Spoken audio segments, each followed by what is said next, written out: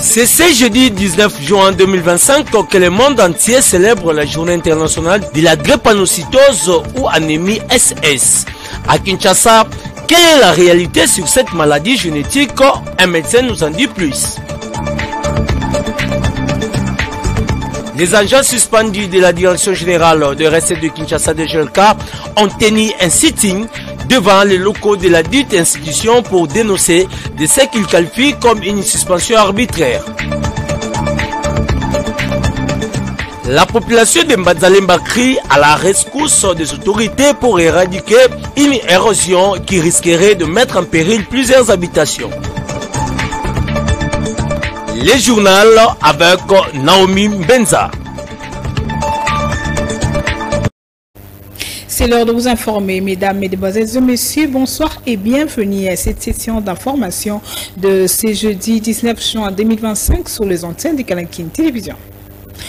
Ouvrons cette session d'information par cette nouvelle. La République démocratique du Congo se prépare à occuper la présidence rotative de la conférence internationale sur la région des Grands Lacs. Et à cette occasion, la première ministre Judith Suminwa a reçu en audience l'ambassadeur Joao Samuel Kaolo, secrétaire exécutif de la CIRJ en mission à Kinshasa. Reportage de Gilles Poulévi.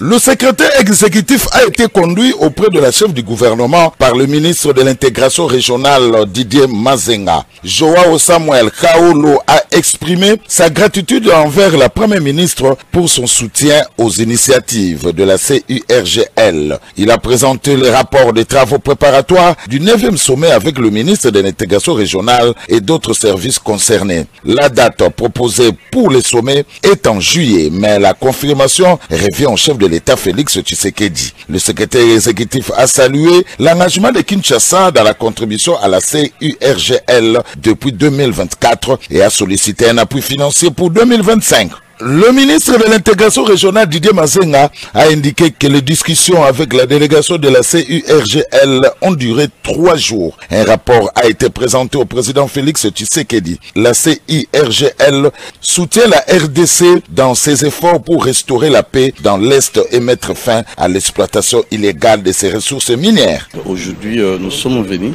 rendre compte à son Excellence Madame la Première ministre du gouvernement.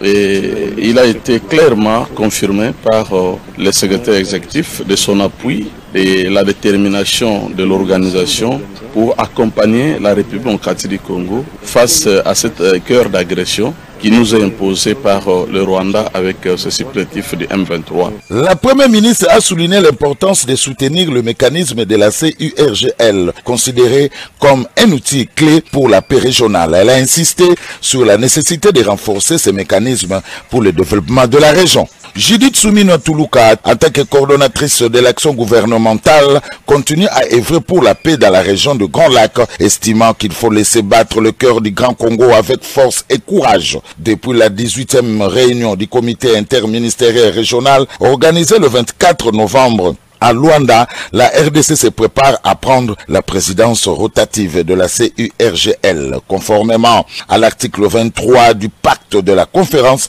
cette présidence est actuellement assurée par l'Angola qui a dépassé les délais de 2 ans prévus. La RDC va donc reprendre le flambeau pour renforcer la stabilité et la paix dans la région.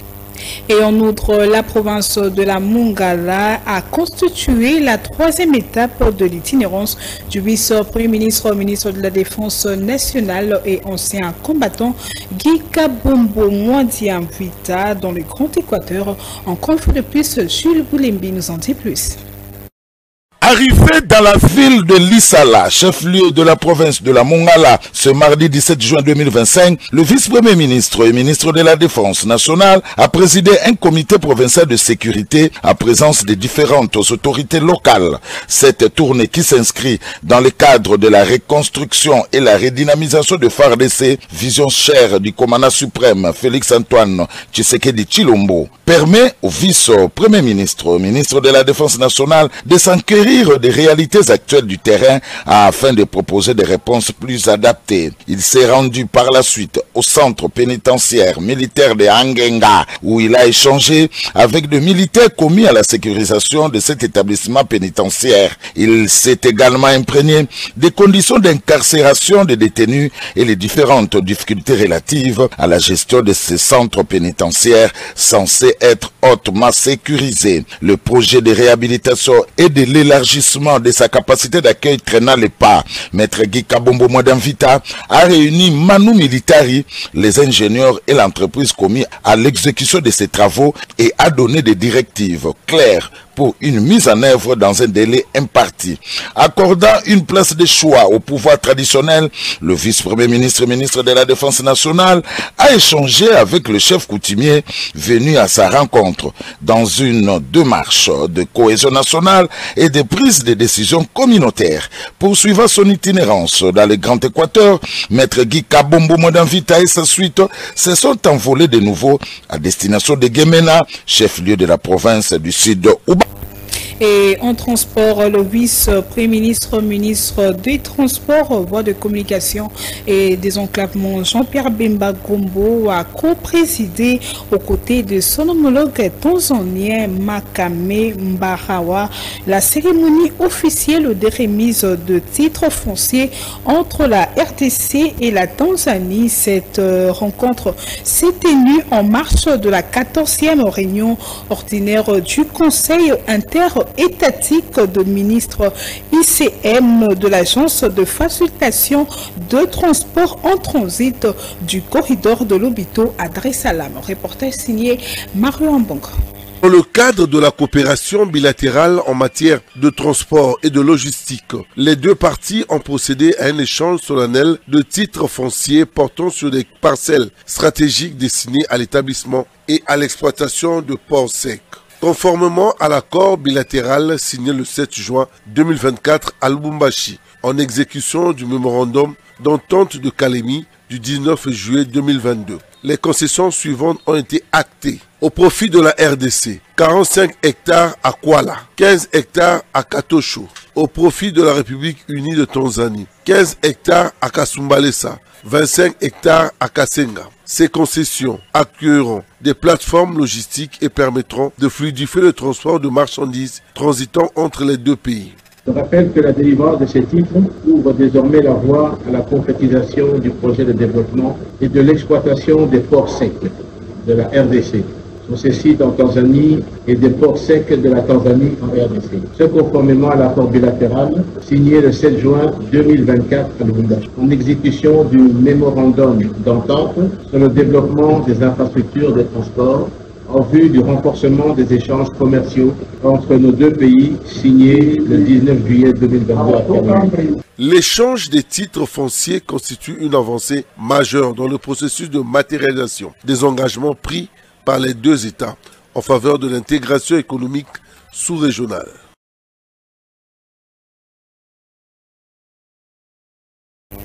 Et la ministre d'État de l'Environnement et Développement durable, Eve Bazaïba Massoudi, a accordé une double audience de haute importance le mardi 17 juin 2025 à Kinshasa, en marquant une nouvelle dynamique de coopération entre la République démocratique du Congo et ses partenaires techniques et financiers. Suivez cet élément condensé par Laetitia Louvezo. En début de journée, la ministre d'État a échangé avec une délégation du groupe de la Banque africaine de développement, BAD, dans un cadre de dialogue stratégique autour des priorités communes. À l'ordre du jour, les défis climatiques actuels, le financement de projets environnementaux et le renforcement des capacités techniques au sein du ministère. La délégation de la BAD s'est dite impressionnée par la maîtrise technique et la vision stratégique des F. Bazaïba sur les enjeux climatiques et les perspectives de développement durable en République démocratique du Congo. À l'issue des échanges, les deux parties ont salué la qualité du partenariat en cours et exprimé leur volonté de renforcer davantage cette collaboration.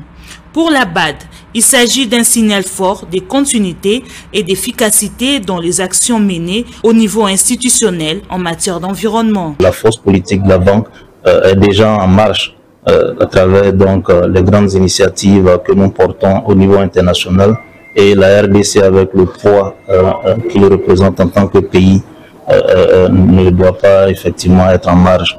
Après la BAD, la ministre d'État a également reçu en audience le directeur pays du Fonds mondial pour la nature, WWF, le docteur Longue Etienne. Cette rencontre a permis de faire le point sur les axes de coopération en cours entre le ministère et le WWF, notamment dans les domaines de la biodiversité, de la gestion durable des ressources naturelles et des mécanismes de paiement pour services environnementaux. Un accent particulier a été mis sur le renforcement du partenariat tripartite entre le ministère, le WWF et l'Institut congolais pour la conservation de la nature, ICCN, en vue de garantir une protection efficace de la biodiversité nationale et de promouvoir un développement durable et inclusif et résilient. Nous travaillons dans tout ce qui est protection de la biodiversité, protection de la forêt, de l'environnement, mais aussi dans tout ce qui est développement durable. Ces deux rencontres s'inscrivent dans la vision du gouvernement congolais de multiplier les synergies avec le partenaire technique et financier pour faire de l'environnement un levier de développement et de stabilité économique.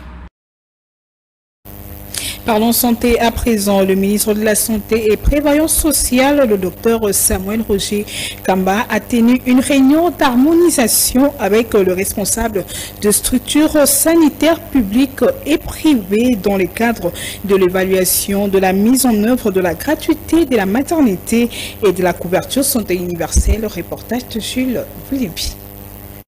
Cette rencontre jugée opportune et saluée par tous les participants a permis de clarifier les zones d'ombre et d'aligner les différentes structures autour des objectifs communs. Depuis quelques temps, des divergences, de compréhension et des défis opérationnels freinaient l'évolution harmonieuse du partenariat entre l'État et les structures de santé dans la mise en œuvre de cette politique publique essentielle. Le ministre de la Santé a pris l'initiative de réunir l'ensemble des parties prenantes pour leur offrir un espace d'échange et de diagnostic collectif. Chaque établissement a eu l'occasion de présenter ses réalités, ses réussites, mais surtout les difficultés rencontrées sur le terrain depuis le lancement du programme. Le ministre de la Santé a, à cette occasion, prêté une oreille attentive à toutes les préoccupations, mettant l'accent sur l'importance de bien cerner les faiblesses pour mieux orienter les solutions. À l'issue des échanges, des orientations claires ont été données afin de renforcer l'efficacité du programme dans le respect du partenariat qui lie l'État aux formations sanitaires. Le docteur Samuel Roger Kamba a également insisté sur la nécessité d'un suivi régulier et a proposé la tenue de rencontres trimestrielles d'évaluation pour assurer une meilleure coordination et un pilotage réactif des actions. Dans son mot de clôture, il a rappelé aux prestataires de santé l'essence même de leur mission, soigner avec humanité, engagement et amour, car le bénéficiaire des soins ne sont autres que nos propres enfants, nos familles et nos communautés. Il a également reconnu les difficultés signalées tout en promettant des mesures correctives pour améliorer l'efficacité de la mise en œuvre sur l'ensemble du territoire. Le docteur Samuel Roger Kamba a invité le partenaire à continuer à travailler main dans la main avec rigueur, transparence et... Depuis le début de l'année 2025, plus de 7000 cas de violences sexuelles ont été enregistrés et pris en charge par l'équipe de Médecins sans frontières MSF. Faire face à ces atrocités pour l'organisation humanitaire et médicale Médecins sans frontières appelle toutes les parties en conflit à améliorer la sécurité des civils et leur accès aux soins de santé dans les territoires du Nord et du Sud Kivu occupés par le rebelle du 123 AFC. Reportage de Mario Ambongo. Les cas de violences sexuelles ne cessent de se multiplier dans la partie est de la République démocratique du Congo, occupée par l'armée rwandaise et ses supplétifs du M23/AFC. Les chiffres des équipes de Médecins sans frontières MSF révèlent que dans la ville de Goma, au nord Kivu, plus de 7000 cas de victimes et survivantes des violences sexuelles ont été enregistrés et pris en charge depuis le début de l'année 2025, soit plus de 900 cas de violences sexuelles sont enregistrés chaque mois. Ces statistiques alarmantes illustrent suffisamment les exactions des rebelles commises sur les populations des provinces du Nord et du Sud Kivu. Pour faire face à ces atrocités de violences sexuelles, Médecins sans frontières exhorte toutes les parties en conflit à améliorer la sécurité des civils et leur accès aux soins de santé. L'organisation humanitaire et médicale MSF appelle également la communauté internationale à continuer à prioriser la prise en charge des victimes des violences sexuelles malgré les défis financiers. La situation des violences sexuelles constitue un véritable drame dans la partie est de la RDC. Pour ce faire, tous les efforts de rétablissement de la paix déployés par les dirigeants du pays sont vivement encouragés en vue de bouter les ennemis de la RDC hors du territoire national. Le monde entier célèbre ce jeudi 19 juin la journée mondiale de la drépanocytose, dit anémie SS. Cette maladie génétique tue plusieurs enfants de moins de 5 ans s'ils ne sont pas correctement pris en charge. Et en RDC, à Kinshasa, les reporters de Kalankine Télévision ont interrogé un médecin à ce sujet. Suivez ces propos recueillis par Sylvine Daya sous les images de Chominga Kassiema. 2% d'enfants qui naissent au Congo souffrent de cette maladie appelée drépanocytose ou encore anémie SS. À Kinshasa, une journée a été organisée dans le cadre de la sensibilisation de cette maladie génétique par la structure RAFA avec son coordonnateur, le docteur Changu Safunono. Docteur Adel Sakissa a expliqué que cette maladie génétique tue plusieurs enfants de moins de 5 ans s'ils ne sont pas bien pris en charge et que cette journée vise à sensibiliser le public à cette maladie et à soutenir les personnes touchées. Nous nous réunissons aujourd'hui à côté de nos enfants pour leur continuer à sensibiliser, surtout avec nos grands jeunes.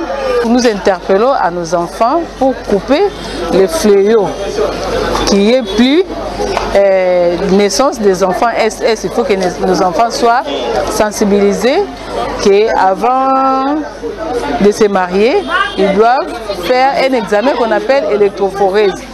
Nos enfants qui sont SS ne doivent pas prendre en mariage un mari qui est ou qui sera du groupe SS. Le docteur Changu Nono a expliqué que cette journée mondiale de lutte contre la drépanocytose est l'occasion de rappeler l'importance de l'éducation des professionnels de santé, des patients et de leurs familles sur la maladie. Nous invitons le gouvernement vraiment à fournir encore beaucoup d'efforts pour que cette pathologie soit vraiment intégrée dans le programme de la santé publique et que la prise en charge soit assurée par l'État, de telle sorte que les familles ne soient plus déconsidérées sur la prise en charge et que la prise en charge soit vraiment effective. Parce qu'aujourd'hui, beaucoup de familles réclament, ils disent qu'ils n'ont pas de moyens, ils n'ont pas d'argent et ce sont des enfants qui sont parfois marginalisés. Selon les informations à notre possession, la RDC est parmi les pays du monde avec un grand nombre de personnes qui souffrent de drépanocytose. Parlons politique à présent. Lors de sa prise des paroles à la cérémonie du lancement officiel de la plateforme politique dénommée Coalition de la gauche congolaise, Jean-Marc Kabound a présenté la vision politique et les objectifs stratégiques de la coalition de la gauche congolaise. On l'écoute au micro de Jonas Moutombo sous les images de V. Mbata. Nous fondons une nouvelle expérience politique sur le seul pilier de l'idéologie fondée sur la démocratie, le bien-être intégral de l'homme dans un environnement sain et le bannissement de la domination d'une infime minorité au pouvoir qui accapare les richesses du pays au détriment de la majorité de la population. C'est une fondation basée sur l'idéologie et la justice sociale. C'est la rupture. C'est le combat pour l'instauration d'un nouveau système à visage social de la gauche. Que chacun les comprenne donc. Cette initiative est une déclaration de guerre à l'ordre ancien. Votre présence ici n'est pas un acte de courtoisie, c'est un engagement. C'est le signal que vous comprenez la gravité de l'instant et que vous êtes prêts à accompagner cette révolution qui s'annonce. Aujourd'hui, la coalition de la gauche congolaise fait son apparition. Non pas dans le tumulte préélectoral habituel, mais dans un temps résolument non suspect. Nous ne sommes pas une énième plateforme dictée par des ambitions personnelles ou des calculs politiciens à court terme. Non, la CGC est l'expression de la rupture radicale avec le pratique d'un passé qui nous a trop longtemps asservi. Notre objectif n'est pas de succéder au système actuel, mais de le transformer en profondeur, de ses fondations au sommet, pour bâtir une république au service de tous les Congolais. Nous sommes l'anti-système. Ne rêvons pas que les partis, les Congolaises et Congolais qui partagent les valeurs de la gauche. Toujours en politique, le caucus de jeunes du mouvement de libération du Congo de Vinci, province de la République, fustige les attaques contre le président national du mouvement de libération du Congo, Jean-Pierre Bemba Gombo, concernant sa dernière sortie médiatique. Sans réserve, ce jeune soutient totalement les allégations de leur président national, Jean-Pierre Bemba Gombo. Ils l'ont dit à travers une déclaration politique. Et suivez ces propos recueillis par Mario Mbongo sous les images de Veyambate. De ce qui précède, le patriote Jean-Pierre Bemba Gombo, qui a fait le choix de mourir pour la vérité plutôt que de vivre dans les mensonges, a permis à ses sorties médiatiques de révéler aux Congolais les réalités de la guerre d'agression menée par le Rwanda, guerre à laquelle plusieurs compatriotes, complices avec l'agresseur, prennent part. C'est pourquoi il est aujourd'hui la cible d'attaques et de multiples complots. Face à cette situation, les caucus des jeunes du MLC dans les 26 provinces appellent à une mobilisation générale de toute la jeunesse congolaise à se désolidariser des ennemis de la RDC et à se ranger résolument derrière le président de la République, son Excellence, Monsieur Félix Antoine Tshisekedi Tshilombo, chef de l'État, le VPM de transport, Monsieur Jean-Pierre Bemba Gombo, le FARDC, le Wazalendo et l'ensemble des forces de sécurité et de défense qui se battent pour la souveraineté, la dignité et la paix de tout un peuple congolais. Car la République démocratique du Congo doit rester une et indivisible. Que vive la RDC, que vive le MLC, que vive les caucus des jeunes du MLC dans les 26 provinces avec des gouvernements. MLC viva, viva, MLC viva, viva, MLC viva, viva, viva, viva, Jean-Pierre Bemba, président. Parlons société à présent. Le gouvernement de la République se félicite de la stabilité globale de prix de biens de première nécessité constatée sur la plupart des marchés à travers la ville-province de Kinshasa. Quelques produits ont certes augmenté, mais dans la globalité, les prix demeurent stables. Reportage de Gladys Bilonda Kanga.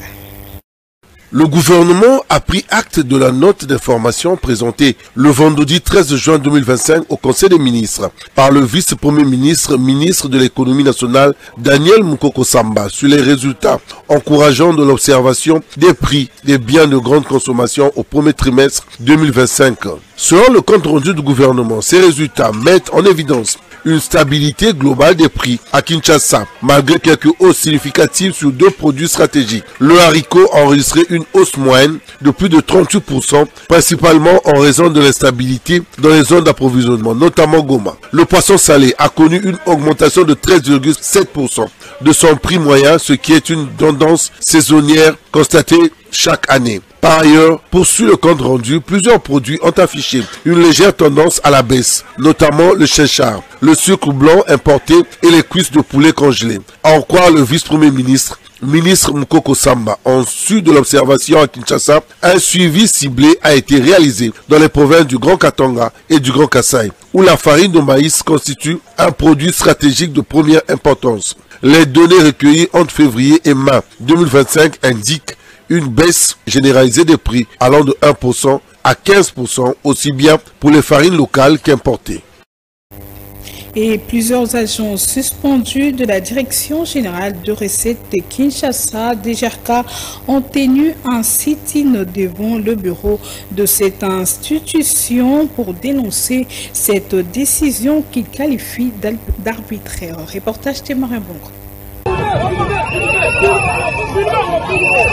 Selon eux, la mesure prise à leur encontre découlerait d'un communiqué du directeur de cabinet du gouverneur sans qu'aucune procédure claire ni justification officielle ne leur ait été communiquée. De leur côté, des sources internes indiquent que la décision de suspension provient de l'hôtel de ville et non de la DGRK elle-même. Les manifestants embauchés sous un précédent comité de gestion auraient intégré l'administration dans des conditions jugées irrégulières sans que leur situation salariale n'ait été clarifiée depuis. La tension a atteint son paroxysme lorsqu'en pleine manifestation, le directeur général de la DGRK aurait tenté de quitter précipitamment les lieux, menaçant de forcer le passage avec son véhicule face à des agents déterminés à se faire entendre. Un bras de fer qui met en lumière les dysfonctionnements dans la gestion du personnel public à Kinshasa et l'absence de communication formelle entre l'autorité urbaine et les agents concernés. L'agenda des premières semaines du mois de juin 2025 a été très chargé pour le bourgmestre de la commune de Kinshasa, Bienvenue Mbale Bimfama. L'autorité municipale a réalisé plusieurs activités visant à assainir l'environnement de la commune de Kinshasa. Propos recueillis par Nancy Miada. Merci madame pour la question. Vous savez que on nous a toujours appelé hommes de terrain. Nous aimons bien le terrain que le bureau et tout cela dans la vision de son excellence, monsieur le gouverneur Daniel Bumba-Lubaki, qui est toujours sur le terrain et nous lui emboîtons les pas. Effectivement, le vendredi 13 juin, nous étions sur le terrain. Mon adjoint et toute l'équipe de la commune et moi-même, nous avons été sur le terrain dans le cadre de l'opération Balabala Eza où ils étaient. Vous savez, beaucoup des autres administrés sont têtus alors que son excellence a lancé cette campagne, ça fait plus de mois, mais il y en a qui résistent et nous sommes derrière ces gens-là pour les faire partir des artères parce que les artères, les emprises ne sont pas le marché. S'ils ont besoin de vendre, ils doivent aller dans les lieux appropriés, dans des marchés. Et dans la commune de Kinshasa ici, nous avons des marchés. Nous avons Sombazigda, nous avons Tipka, nous avons Kato, même sur Kilosa, Verwangata. Nous avons aussi de l'espace où on avait délocalisé les gens du grand marché. Ils doivent aller là-bas. C'est pourquoi nous sommes descendus pour chasser tout le monde qui a érigé un étalage ou quelque chose comme Maléwa sur l'emprise publique. Nous les avons fait partir. Ça, c'était le vendredi. Le samedi, vous savez que la nuit du vendredi au samedi, il y a eu une forte pluie qui s'est abattue sur la ville. Il y avait des inondations partout. Et nous, comme autorité municipale, il était question que nous puissions descendre après cette pluie-là sur terrain pour voir un peu quels sont les dégâts éventuels que la pluie a causés à notre municipalité. Toujours en société, de plus en plus, l'érosion située au quartier Mbanza-Lemba ne cesse de progresser malgré les multiples appels de population auprès des autorités. Rien n'est fait, cette situation commence à déranger. Reportage de Romaine qui doit quoi dire. Une catastrophe naturelle est oubliée par les autorités. Nous sommes au quartier Mbanza-Lemba dans la commune de Lemba. Ici, Quelques maisons ont été emportées par l'avancée de l'érosion et aussi un oubli de la part des autorités. Ici, les populations ont essayé de planter les bambous pour atténuer le problème de manière naturelle, mais rien n'est fait. Les choses ne font que s'empirer et l'aide des autorités est vraiment la bienvenue. Ici, à Manzalema, les populations se plaignent de ce laxisme. L'un des habitants du quartier a réagi. Bon, ça fait longtemps, donc il y a le quartier Manzalema connu des têtes des érosions, mais ce que nous sommes en train de voir, c'est depuis longtemps et ça continue toujours à progresser avec trop de risques pour la santé humaine, pour la biodiversité et surtout la population humaine.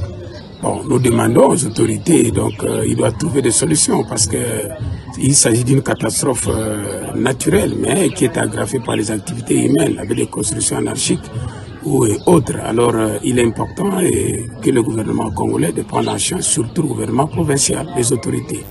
C'est par ici que prend fin cette session d'information et place au rappel des titres. C'est ce jeudi 19 juin 2025 que le monde entier célèbre la journée internationale de la drépanocytose ou anémie SS. À Kinshasa, quelle est la réalité sur cette maladie génétique? Un médecin nous en dit plus.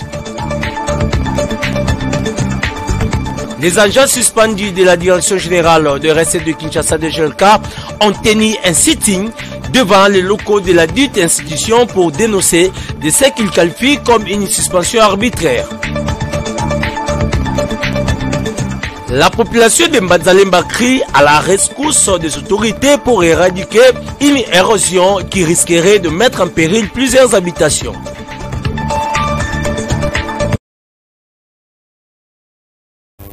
Une édition de Nancy Mianda réalisée par Couparbola et merci de votre attention soutenue. Au revoir.